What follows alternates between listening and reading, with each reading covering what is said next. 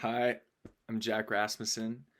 I'm an author and I love writing. I've been writing my whole life. And I think writing offers readers a beautiful opportunity to grow, to learn, to educate themselves, and to explore worlds that are unknown to them. And writers have the great opportunity to provide this impactful tool to readers. My first two books that I've written are nonfiction books, but I enjoy all types of genres: fiction, autobiography, biography, memoir, contemporary, self help, poetry, and many more. I think it's so interesting to dive deeper into the style guides and voices behind each genre and each author. I think it's interesting that different countries have even different ways to punctuate, to use grammar, and I've been diving deeper into this as I get older and travel more, that words mean different things in different countries. Different countries have different ways of saying things, different idioms, different sayings, different ways to punctuate. For example, in France, they usually use a space before and after the colon, whereas in the United States, we don't use a space before the colon ever. So it's very interesting to think about these different ways of expressing ideas, of punctuating ideas, of using grammar within ideas, and how that translates on the page. I think as writers, it is very important to be very uniquely yourself and have your own voice that is different.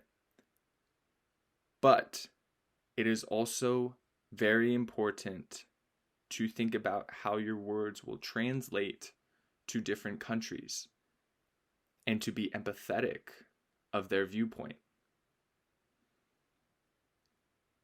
I think during the writing process, authors should have a point where they think about how their words will be interpreted in different continents, in different countries, and in different cultures. How will this sentence come across in India, or in China, or in Italy? And is that intention what it's supposed to be? I think the publishing industry is changing so much. I think it's very exciting. I'm going to continue to read. I'm going to continue to write. I'm going to continue to educate myself and to learn. And I'm excited to see where it goes. It's going to be a lot of fun.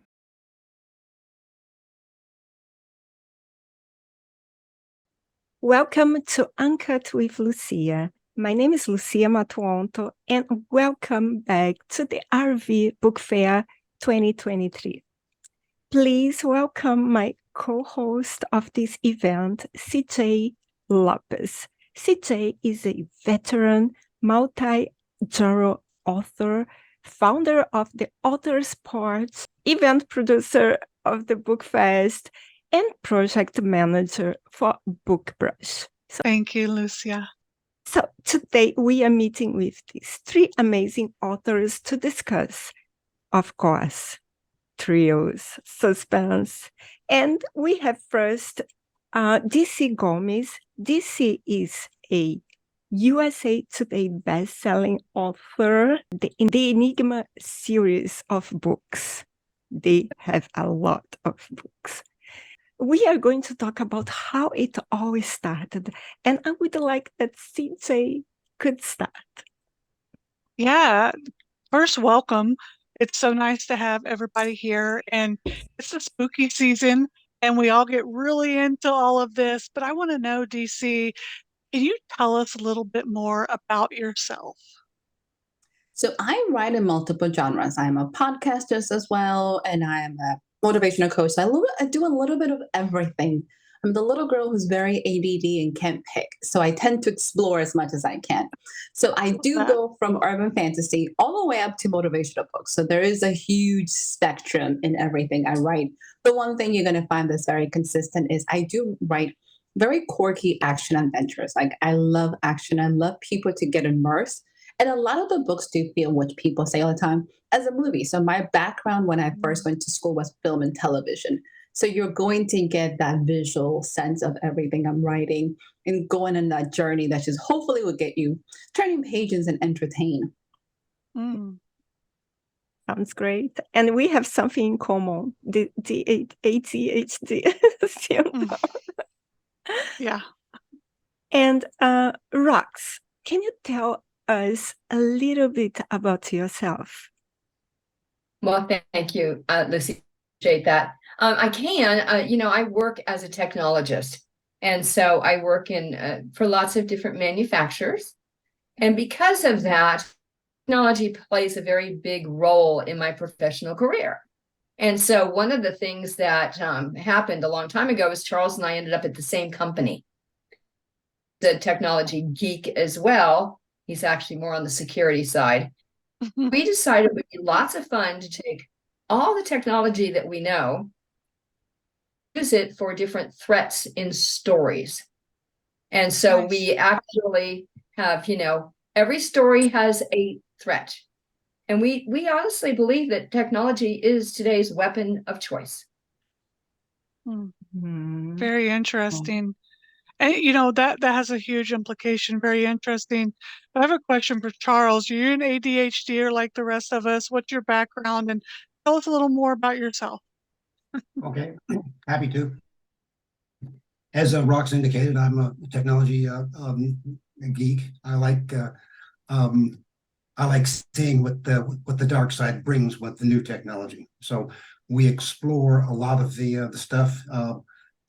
My favorite thing is to come running in like a little kid and say, have you seen this new stuff? It's called artificial intelligence, and it's going to take over the world, and it's going to solve all problems, and we can just watch TV and not do anything.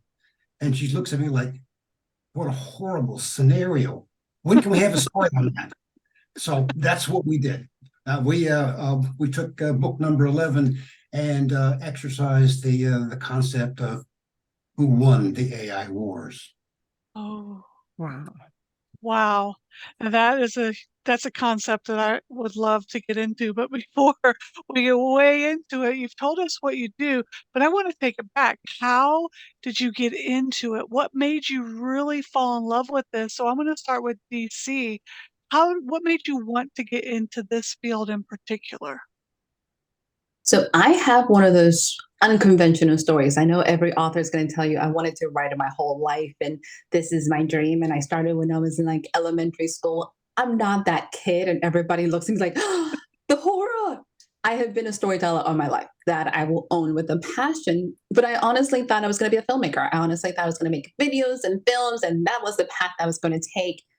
And I did one of those, again, unconventional things. I joined the military because I was 21, 22 and realized I'm dumb, don't know anything. How am I going to write stories about people if I don't know people? So I joined the Army. And at the same time I joined the Army, it was 2001. I was in basic training when 9/11 happened. So my entire world went from, I'm going to go meet people so I can write these stories to like, now life became real. So fast forward a whole bunch of years, I have one of those very successful careers. I work for the Army and blah, blah, blah. And I'm miserable. I am officially hate everything between. And I found out that I wasn't living my purpose. I wasn't doing anything creative. I was going through the motions. I had everything that everybody's supposed to do, except I wasn't happy. So I was challenged by a spiritual director at the time who said, why don't you write a book? That was like our conversation that summer, write the book. And I had 500 reasons why not to write the book. Let me tell you, if anybody has excuses, I had them all. And then in tears, and when I ran out of excuse, I found out I don't have anything left. I've tried it all. I don't have enough money to make a film, but I can write a book. So the first time Death Intern came out, you should have thought I would have been thrilled. I wanted to tell the world. But I looked and I make this horrible joke, but I can't help it. I look like a drug dealer. I went around passing little flyers to people And then I took off. Like I would not make connections. Like I was terrified to tell people that I wrote a book. It was like, oh my God. So it took me longer to get over that fear of letting people know and what people will think than it did to actually write the book. And then I realized I love storytelling, and it doesn't matter the medium. I can do storytelling, whether it's visual, whether it's written. I have a lot more control as an author than I did as a filmmaker. There's less of a crew. And it's just kind of, I'm hooked. Like, there's nothing I can say about it besides the fact that I love it and I love connecting with people. I'm officially got over that fear, as you can tell, but it took a while. That was a hard part. We can definitely tell, and thank you for your service. Thank you. Thank you very much. And I was checking Rox's website, and I see that you write other genres. But as we are talking about suspense and thriller, I would like to know what made you to write this genre. And that's a great question. And I think we're kind of in some ways similar to how DC, other than we did not join the service. Thank you again for your service. But we worked in technology, but we wrote technical documents. Writing technical documents is like watching it dry. And so it changes so fast. You cannot get the book on the how-to before the how-to changed to how not to.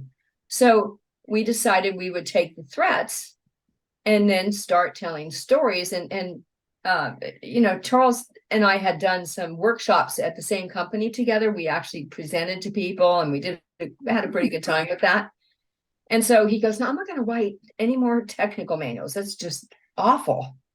And I'm like, okay, that's fine. So then I started writing a story, and I took it to him. Oh, I don't know. It was a few months later. I took it to him and said, hey, what if we write about this? And it was identity theft as the main focus. What if we write about identity theft and we get to kill people? It was in just that fast.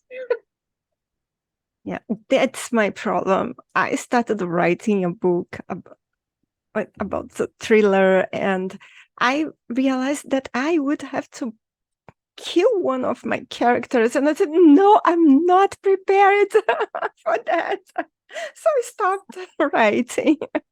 I'm not prepared. You let some other character kill the character. You don't do it. The other characters do it. Yeah, it's difficult, but maybe in the future I'll start writing again. Thank you. Now, Charles, with this topic, suspense and thriller in the AI world, do you feel like you have an unlimitless amount of material to work with?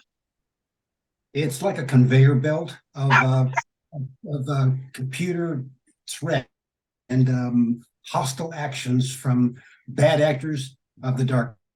So we look at this as a great material coming down that we get to exploit, we get to examine. And in our world, in real life, what happens is that the bad guys are always ahead of the good guys. And so the good guys are always playing catch up. The bad guys are always coasting, saying, you can't catch me, and I'm going to get away with it, until the good guy goes, I know how to stop you. And so that's where we take that story line and we twist it. So it's like the bad guys are like, I didn't count on that. That's not fair. You're smarter. You're actually smarter than me. You outwitted me. And so it's the storytelling. The computer threats, all the mumbo jumbo that goes on in our world, we strip all that out. We just get down to the basic. You took all my money. I want it back. Or you're you're holding a company hostage for cryptocurrency. You're blackmailing somebody with information. Standard things, but in the technical world. And we've had some people send notes through and say, oh, wow, this can't be, this really can't be. And I said, want to bet? And so we always get into a very spirited conversation with people challenging, well, this isn't true. And what's funny is when we write about some of the stuff that we do, and it comes true. That's the spooky part. Mm-hmm. Yeah. Yeah, absolutely. So having a common theme, and both of you write in series, and I want to ask DC, in your newest series, The Order of Assassins, you had it continue it was a continuance of the series The Intern Diaries. So how do you keep the suspense and thrills alive across a series that continues into another series? I think the easiest way to think about it is think of a universe instead of a series. Because I think once you think of series, you feel like it needs to be read in that order. I'm very much a universe creator. Think Marvel, think DC. I'm stealing their whole thunder. Why not? So when you think of the universe, you are almost thinking of dramas that happens with similar players that you already know. So if you picked up the orders, the orders assassin, you don't have to read the intern diaries. If you want to, you can. I'll give you the background of millions of people that you might not care for.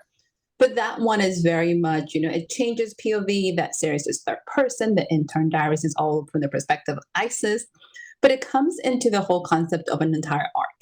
Like all my series have an arc, and I'm very much deliberate. Like I want a beginning, middle, and end. Like I just don't have enough patience to keep the same storyline going. So when you figured out that this is all about ISIS and her journey, her creation, how she gets to that place, the end, then you can switch gears and focus on a whole different plot line. I'm just too probably ADD and a little OCD. So I want my series to be nice little wrapped, and then we move to the next one. That's kind of the easiest way to think about it. Yeah, and I think you must be very organized because, as you say, I have ADHD, and to be able to connect the stories without missing something, how do you do it? I have lots of note cards. I'm not really, I enjoy technology, and I have tons of stuff that is very helpful. I would not survive without an organizer on my phone. It's kind of the nature of it. But when it comes to writing, I'm very tactile. Like I need to write it. I'm also an organizer. I'm not a plotter. I'm not a pantser. So my heart goes out to every pantser in the world. My fiance is one of them. I don't know how he does it. I think that's a superpower I was not blessed with. I was like, oh my God, like the idea of that makes me like I'm hyperventilating. That I can't handle all that. But I'm very much aware that when I treat it, I have notes on everything. I have notes on my chapters. I know how my characters are supposed to flow. And then let's be honest, I have a really good editor. So her job is to go back and read the other books and tell me that, you told me his hair was black. I was like, what color did I say this time? I said brown. It's like, well, make it black. Check those details for me. So I'm a believer of a huge village because you need help. You can't do it all. Yeah. Thank you. Thank you very much. And Rox and Charlie, how did you get the idea to create a tale about our technology-obsessed society? Yeah, it is. We have a society that's totally obsessed with technology. We can't live without it. Nobody can walk out of their house without their cell phone. You can barely get into the car without trying to stop and text. It's very, very interesting. But there's a point, and this gets real personal at least for me. There's a point where I believe that people have a choice to make as to how much technology gets to control. And there should be a point where you say, nope, I'm not going to let technology tell me what to buy at the store. I'm going to decide what I want to buy at the store. So everybody has a different line in the sand that they don't want to have crossed. And that's kind of what people don't know how to manage technology, because young people today especially aren't being raised to question whether the answers they're getting are right or they're wrong. But if you get them on your phone or on your Google search, or Siri tells you, my gosh, it must be so. Well, that's not necessarily true. And so at some point in time, you have to also have the basic skills, which is why some people are a little nervous about AI. AI is a great tool. It can be very, very helpful. However, if it doesn't have good information to use to help make choices, then all it is Noise. It's very, very bad noise. It's very, very bad noise. It's like a garbage disposal. Yeah. So it's not something that you want to let have a free reign on everything, in my opinion. I think that children should not have devices when they're very, very to check in with mom and dad when they're at somebody's house, so everybody knows they're safe and sound. Should it be a 24/7? Absolutely not. Not in my opinion, anyways. I think you need to learn the basics. I think kids still need to learn math. I don't think they need to be able to just call Siri and say, "So Siri, how much is 10 plus 10?" I think they should know that. I think there's value in learning some of those basic skills.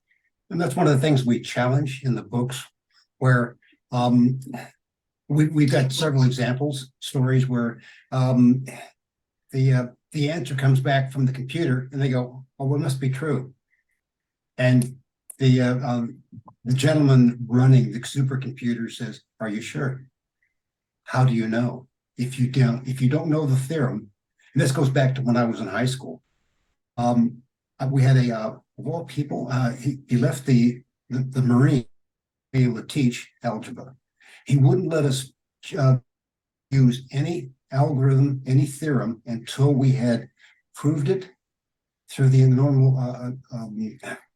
normal process, and then we could use it to answer questions. And you couldn't answer the questions without it, and you couldn't pass without it. So he taught me a very valuable lesson.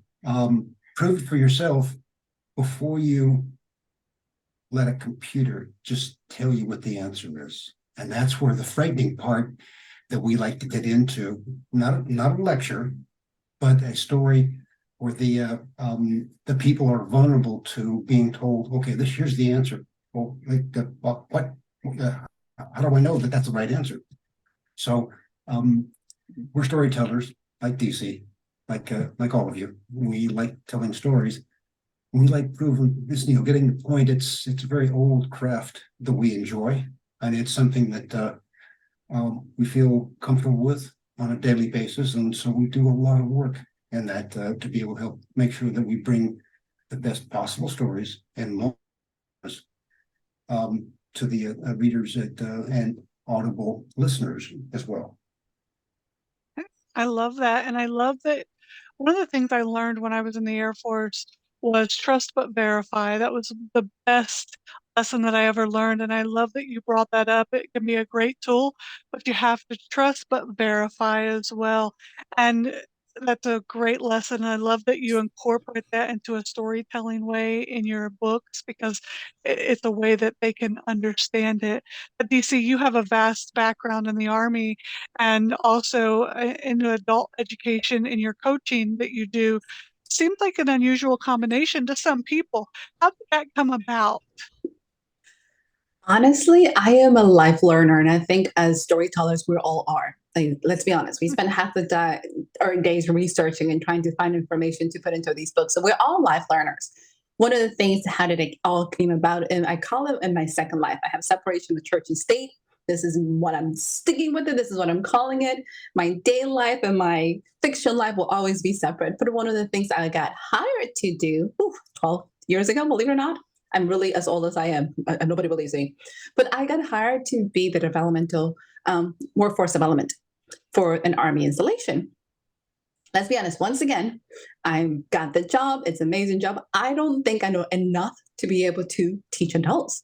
And adults learn very differently. It was kind of the awakening moment in my life that I was like, I don't really know what I'm doing. So literally got a master's degree in adult education, which has changed my life because I realized that I like public speaking. Imagine that. I kept thinking into this week that I was an introvert. Fiance was like, "I'm so happy you got over that idea because you're not." I'm just a very picky extrovert. I'm going to put it out there. I'm just a picky extrovert, not an introvert. I'm just picky.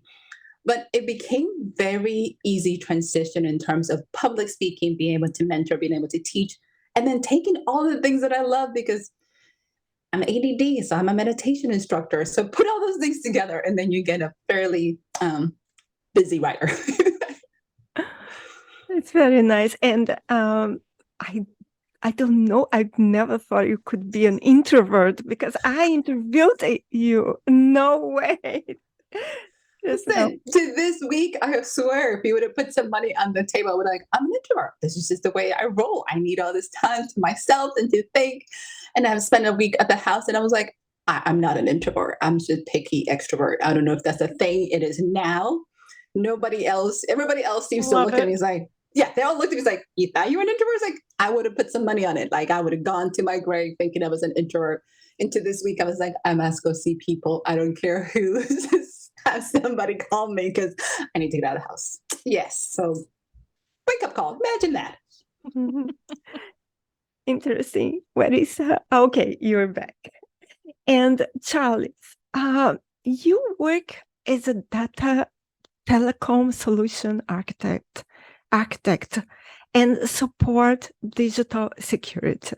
And you were talking to us about it before, but I would like to know, how did your background help you to write this series of books? I've worked global teams. I worked on telecommunications for the Fortune 50 companies globally. They give me the problems that nobody else wants. That's where I started learning. You know, it's fun when there's something at you and say, "Here, can you fix this? Can you solve this problem? What are we missing?" And so it's like, okay, let's reason through it. Well, if you did this, and then here's this, but that leads to this particular, and so I like the puzzles. And the puzzles are what find their way into book writing that we do, because it starts off with, you get one piece, one clue, and you get another clue. Do they fit together? No. I need some more clues. And so technology problem solving is the same way. You dig into it, you figure out, okay, I'm not being able to talk to the people in Singapore for some reason. Why not? Well, let's take a look at the routes, the voice routes, the communication top between here and there, the undersea technology, the cables to be able to get. Are they doing satellite technology? I start asking the questions, and you get this blank look from people. If I talk too long, like you guys are doing now, so yeah, it's I can give you mind-numbing answers for stuff that you'll never care about. But it's important to be able to reason through the difficult, how can this be? Where did my favorite thing right now is, how is cryptocurrency being used for money laundering by the bad guys? How does it work? That's the kind of stuff. Don't give it away on this show. Oh, sorry. Sorry. We're always doing research, and we're always it's the next book. You got to read the next book. Okay, I can cut this part. Don't worry. If you need, I can cut. That's a sort of a that's about me. I like doing the difficult, nobody knows how to do this. Well, let's take a look. Let's figure this out. Let's noodle through it, and we'll get closer and closer and closer until finally, here's the answer.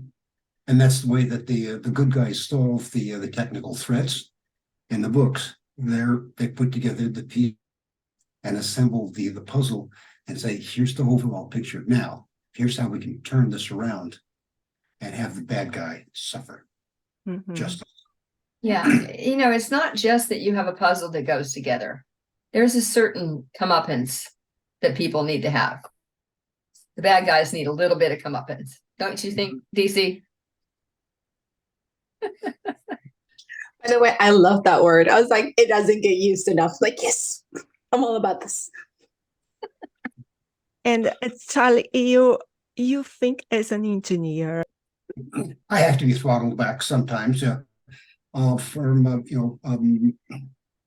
giving out too much technical. Now, here's how it's built. I mean, what's that old criticism that I used to get all the time when we were at the old company? Building the watch. Yeah, With every piece of script that you could pick up along the way. Yeah. Yeah. Well, Nobody wants to build a watch anymore. Nobody asked me what time it was because I tell them how to build a watch. I tell them to mine the ore to be able to build the silly thing. I mean, I want to have it calibrated for, but it stays with along in time with the NIST. Because I like atomic clock technology. So, well, where was I going with that? Never mind. You were asking me about, me being an engineer architect. So, I'm not like D.C. Gomez. I can be irrelevant and almost as charming as her, but Thank you. Rox, as a customer experience specialist, you work with business around the world. So does your background help you with this book? It really does, Lucia. So it has to do with how people react to different things. So customer experience is it's all about the easy button. It's all about having return customers. It's all about giving enough of a fun story away that people want to buy the rest of the stories. So customer experience is a big deal. I think probably the most recent thing we had with customer experience is we took a look at our website a couple of years ago, and we came to the absolute conclusion that it looked like a scrapbook that began in whatever. It was just stuff here, stuff there, stuff here, stuff there. Let's put a paper clip in this. Let's go ahead and put a stick pin in this. And it was horrible. It was horrible, horrible, horrible. So we did a lot of research just to redo the website to make it so that it would be much more user friendly. And that's same thing with the stories. The stories, they do have a technical complexity to them. But if you deliver out every one of the nuances of a technical problem, as opposed to get people to get chills running up their spine because somebody has got ransomware on their computer or stole their identity, is, totally taking away their choices in life because they're stealing the future, that's different. You don't necessarily have to know every bit and byte to do that. So that's where we get a little balance between us and writing. Mm-hmm. Thank you. Yeah. And I think balance is very important anytime you write. And I know DC is a multi-genre author. Balance is everything. So do you find that it's easy for you to write across genres, switching between the genres, as well as I know some of those you have to switch point of views as well, from third person to first person, and once removed, second removed, like cousins and stuff. So can you tell us a little bit about that and how you navigate that? One of the things that I found out, which will probably surprise people, while I'm writing a book, I'm immersed in that book and only that book. It's just, I have to be in it. I'm in the presence. I made a decision this year that I was not going to be writing any more first-person POVs because I have two main series of my characters are both first person. I have an urban fantasy, and then I have a dark humor, which is my Cat Lady series, which is very contemporary, dark comedy to the core. And being in their heads so much, I have a hard time having multiple personalities. Let's just put it out there. So any more than those two, was like, yeah, we can't be picking up another first person. That was just one of those things. So I went very much ahead and got third person focus. What I did notice to myself that I realized is I need a break when I write urban fantasy before I jump to something else. Like I do need that balance. It's like a palate cleanse. I enjoy switching gears. Like right now, I'm working with a new illustrator for my children's book, which is super fun. I get to see little pictures going on. I'm working on a Kickstarter that's all motivation, focus, because I'm going to get ready to finish a trilogy that is straight urban fantasy. And I need that break. Like to me, it's kind of those like, okay, and the world is great. I'm not the author that can handle straight in the same world over and over. I feel like I get very burnt out. I discovered burnout is a real thing. I was doing the intern diaries and I decided I was going to do a rapid release. It's definitely not for me because I went ahead and did 2 novels, a novella, all within 90 days. And it took me about a year to start writing again. So I was like, we're not doing that. That is not something that's conducive to my health. Yeah, I've totally been there. When I first started out, I was doing the rapid release. I was listening to all of that, and I did the same thing a whole year. I couldn't find the creativity, so I understand you there. Do you feel that a certain point of view is needed with specific genres, or do you think that it's more the writer's perspective and the characters that guide that? Believe it or not, it took me a minute to realize why I had picked first person for urban fantasy. And is all of my favorite writers were doing first person urban fantasy. And it's just kind of like, oh, this is what it's supposed to be. And it made very sense. As I continue to explore what makes me happy, it doesn't always work for the story. So now I let the story dictate that personality. Like, what is it that it comes and needs? Every story doesn't have to be first person. Every story doesn't have to be third person. I know readers who hate first person with a passion. I know readers who hate third person. So to me, it's like I have a little bit of everything. I'm like your favorite little store. Come, I'll give you something. As long as you enjoy quirky, characters. If not, I might not be the person for you. Thank Agreed. you. Yes, and welcome back because I was concerned. I said, where are they? So Me too. you- Listen, I figured I was going to have to keep talking till you guys come back. I was No, like, I it know was they're coming great. back. was Just gonna great. keep dancing till you guys come back. Oh, that's Would you- fine. Wonderful. Would you believe the dog sat on the router and it just went out, you know? Mhm. And for Rox and Charlie, I believe you, if I'm not wrong, you published at least 12 books with the theme of the Enigma book series. Am I correct? That's correct, yes. The Enigma series is 12 books. 12 books. Absolutely. So co-authoring more than 12 books is an impressive feat that showcases not only your dedication, but also your synergy. And synergy is super important.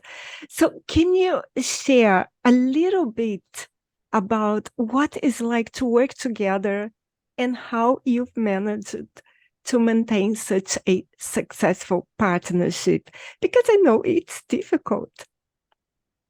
You know, it is difficult. So, and we aren't in the same household. So it makes it even more. So we rely on technology to help us that way. So everything is kept on a spreadsheet. Unlike the little note cards that DC uses, we keep everything on a spreadsheet and we email it. Just another way to do it. Yeah. But well, and then the sort of the writing process, I think is what you're looking for. The writing process for us usually begins with the 4 most terrifying words in our vocabulary. I have an idea. One of us will spring it on the other one. And the panic look, well, it takes a few minutes to get rid of it. But then there's like, okay, tell me a story. And that's where it begins. We start hammering out we're walk with the dogs. We're talking about the outline. And then after 30 or 40 minutes, she'll say, hope you can write all that down because I have to go off to a conference call, and if you got time to be able to do it. So we'll start capturing those ideas, and then we use our patent pending technique of literary ping pong to be able to give the story threads back and forth. The spreadsheets, they all kind of we don't work off the spreadsheet exclusively. Sometimes I'll wake up or she'll wake up and say, quick, I've got to hammer out this idea, and then toss it over, and then I'll chew on it, and it goes back and forth until the chapters are polished, the characters are polished to the point that where it reads and acts like a single voice. Even the editors come in a couple times and said, all right, who wrote this? And my answer is yes. It can't be a distraction for the reader to say, oh, this one's Charles. That's Rox, and that's here's the good ones from Rox. And so we make sure that we tell a story that's concise, non-distracting, and immersive. That's what the ambition is for the writing. I would like to point out the 12 books that we have in the techno thriller series. We've actually started a new series, actually 2 new series. Magnolia Bluff Crime Chronicles. It's a fictitious city that we built, all of us collectively, in the Underground Authors, and it's a marvelous place. It's a full employment act for the sheriff, the coroner, and the detectives that work in the crime-solving arena, because there's nothing but crime in this little town of 2,800 people. So, but each one of the books is a standalone, and we borrow characters back and forth. We lend some of the story threads here and there. We have we're supposed to be meeting with them again later on tonight to talk about next year. We've got book number 5 and book number 16 in the series, and they're all written to be standalone. So that's part of the deal. But if you've ever gone to any place with other people and you looked at a city, a monument, or a museum, whatever, everybody has a different perspective when they're looking at the target area. So it becomes very interesting when they borrow a character, like and they use it in a way that for their storyline. Very curious sometimes, some of the things that pop up. The other thing that we're working on is the new series, The Enigma Heirs, and that's where basically an Enigma book series that the main characters have turned over the reins of control to the next generation. And the problem you always run into is, did you give the next generation all the training? Did you give them all the information they needed to be successful? What else could you have done? But you can't teach somebody what the next problem they're going to run into, because first of all, what fun is that? You're going to have to learn some things, but if I teach you how to think, then you have a chance to be able to overcome adversity. You have a chance to be able to beat the bad guys. And that's what the Enigma Heirs is all about. Thank you. Very interesting. Yeah, just creativity flowing all through you guys. I mean, it's just so much. It's almost boundless, really. Now, DC, I have a question for you. Where do you feel that your creativity comes from? Where, when you look back at all the different things you do and how it's all culminating in your life's work, where do you feel that it really comes from? I will probably have to say my father. And this is something most people are always going, what? My father teaches in parables. So I'm going to put it out there. And it wasn't until as an adult that I realized we're having this conversation. And my dad is literally kind of like the tribe leader. He's always been known to be a jokester, which is where my sense of humor comes in. But there's always a lesson in everything. And I think I was calling home to complain about something, and he gives me the story. And it took me a minute to be like, you talking about me? What have you always taught in parables? So he's always been the person who teaches you in storytells. Everything has a lesson. He has a joke that he has to tell you about something. He knows somebody that did something. So it has been something that has been in our families forever. My brothers and I cannot get together because we will start a story and crack ourselves up and create an entire stand-up comedy act that everybody's like, are you guys going on the road? I'm like, if you're paying, we'll be there tonight. We're open for, invitations and reservations. So I have been really, really blessed to be a family that is very creative. My brothers are musicians. I didn't pick that side of the gene. So I get to put it on writing and just be able to have really fun parents who encourage reading, who encourage just kind of like, let me go and be my thing. I remember being in middle school, going back, like things you remember middle school and high school, and I started taking photography and I was developing black and white. I recently found black and white films of my brothers being mystery detectives. By the way, my brothers are 6 and 8 years younger than I am. So you have these little boys always wearing like little Sherlock Holmes hats and posing by doorways, holding stuff. And I was like, have I tortured my family my entire life?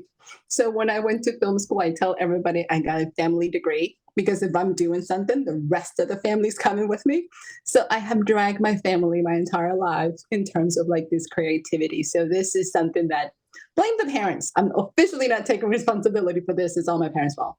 This is what I'm going with. This is the end of that one. It's great. I know your parents come from Dominican Republic. Am I correct? Yes. I have friends from there, and they are extremely creative. We're loud, in your face, and animated. And this is not just my parents. So I am officially not a first generation anything. I'm full-blooded Dominican. So there's all of this extra. Somebody told me I was guacamole. And I was like, should I be offended? He's like, no, you're always extra. I was like, ouch, that's going in a book. I don't know how, but listen, I'm putting that in a book somewhere. Never been called guacamole before, but it's going in there. I thought the guacamole was just for us to eat like Mexican food. It's extra. It's always extra. It doesn't come with your meal. It's something you have to order. So everybody, all the Texans going, we understand. You guys do know, yeah, I'm definitely guacamole for what I was told. I'm like, ah. Gotcha. Thank you. Rox, so have you always wanted to be a writer, or it started like some years ago, or you always had the writing bug? I liked poetry. I was a poetry girl, and I liked writing songs. I thought somebody would sing them and, be wonderful. So poetry was much more my thing. And I did like doing that. Especially when you're in the throes of being a teenager, everything is so dramatic that you could write a poem about anything. And, until I moved to Texas, I didn't realize that all of the country songs at that time, my horse, my girl, my car, they all left me. I didn't realize they were all poets too, so, but then we kind of, got into writing technical stuff. And I wrote a lot of technical manuals, a lot of white papers, which was boring, and back to the paint drawing thing. It's the story that's fun. I like romance. I like writing romance. We write short stories that are women's contemporary and kind of sweet romances and stuff like that. He doesn't like it so much, but he puts up I with it. do so. I told him it was going to go in women's contemporary, but what? But it's life. Storytelling is part of life. You pull fragments from different pieces of your life, whether it's from your father, like DC has done, and a wonderful, vivacious, outgoing family like that. And it's just, or like what you do, CT. I'm sure that you've pulled from all of your experiences, whether it was from the Air Force or your travels or all of that. And I honestly think that the more you write, the better you get. And so I think we ought to write more. What do you think? Let's all write more. Practice. Lucia, you've got to start your writing again. Let's go. I You will. need to get on the. Okay. Yes, I Amen. will. Thank you. And Charlie, have you always wanted to be a writer, or since you were a kid, how did it happen? Actually, I was always going to follow my father's footsteps. And he always preached there's only two jobs on the universe that you need. One, starship captain, or two, fighter pilot. He got to be a fighter pilot, and I missed out on both of those. So, but I fell into the technology. Technology began with my own business that I had many years ago. And the first thing we had to do was get out of manual mode and automate everything. And that fell to me. And I remember sitting down at the computer terminal, trying to figure out what I was going to do at 8 a.m. And I heard the door close and somebody say, "Good night, Charles." I sat there for 8 straight hours working on it.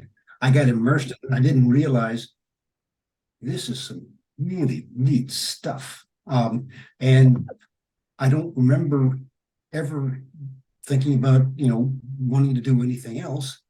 But if you're good at something, you should be teaching. others. And so a lot of my adult career was they'd throw me at one time I got a phone call and they said, here, quick, I need you to fly to Redmond and hang out with 600 of your new closest friends and learn this new technology and then teach us when you get back. You start tomorrow. It was a full week course, and but that's the kind of thing that they would ask me to do. And so a lot of that flows right through to, okay, write this up. Tell me how to do this. Put it into a document format. Explain to me in small words so I don't have to go look up anything. That's every once in a while I'll violate that rule. And sometimes we make up our own acronyms just to be tedious to some of the people that think that the technology is the end all be all. Our favorite acronym, actually, throughout the books is Ichabod, the supercomputer.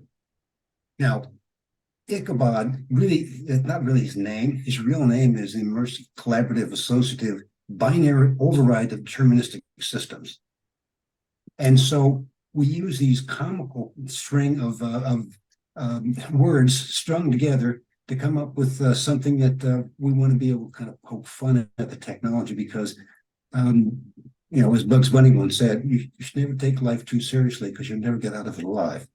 And so same thing with technology. It can't be, you can't be too serious about it because it's, the times that I've been in the computer room, and we're waiting for the backups to finish, and we get playing. Who can get around the server racks fastest with the rolling chairs. So when we've played games, all kinds, at 2 o'clock in the morning, you get kind of crazy. So it's but it all goes into the data banks, and it turns into people and stories and the things that are fun, interesting, exciting, factual. That's what we like to write. That's what I like to write anyway. Mm-hmm. Great. Thank you, Charlie, for sharing with us and Rox as well. You are most welcome. This is so much fun, Lucia. Absolutely charming. What a nice group of people to spend an afternoon with, huh? Yeah. Yes. Thank you. And guys, it's been absolutely amazing. And that's the end of our discussion at the panel here at the 2023 RV Book Fair. I love this. This is a wonderful little podcast. I mean, I think it's great. Yeah. You guys are marvelous. And as hosts, you're terrific. Yeah. Thank you for inviting us. Thank you. And sharing the afternoon with us. It's much appreciated, ladies. Thank you so much, ladies. Like Roxanne Charles said, it has been a pleasure and it's been a lot of fun. I've learned so much, and you guys are extremely fabulous hosts. So thank you. Thank you. First, I would like to say thank you for my co-host, CJ. Super talented, super just lovely, and she accepted to be here with us today, and I couldn't be happier. Thank you, CJ. Genuine. You are so very genuine, and that's the best part. Both of you, come across as honest and genuine. I already knew DC was genuine. Thank you so much. This means a lot for us. And also, I would like to thank our amazing guests today, DC, Rox, and Charles.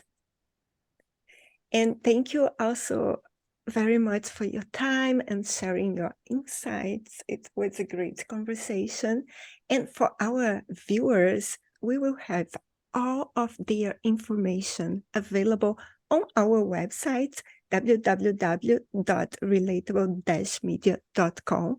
So you can find out more about their books and what they are going to do next. And stay tuned for our next panel. Thanks so much for watching the RV Book Fair at worldauthors.org, and see you next time.